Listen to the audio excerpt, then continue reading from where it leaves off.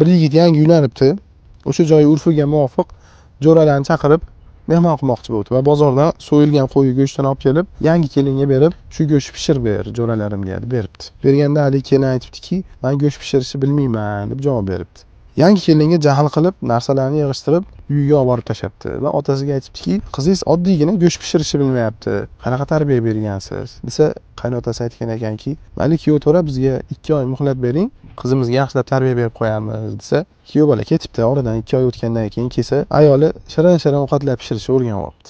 Olib ketishga tayyorgarlik ko'rib turganda qaynotasi aytgan ekanki, "Endi kuyov bola sizdan borib bir qo'y olib kelib, bizga so'yib bersangiz, kelin sizga yaxshi ovqat pishirib beradi o'sha go'shtdan" degan ekan. Yigitcha aytibdilarki, "Men qo'y so'yishni bilmayman" debdilar. Shunda qaynotasi aytgan ekanki, "Endi sizdan borib otangizga aytib qo'ying. Meni erkak qilib tarbiya ololmayapsiz. Oddiy bitta qo'y so'yishni bilmaydigan yigitga men endi qizimni bermayman" deb kuyov bola haydab yuborgan ekan. Nima demoqchiman?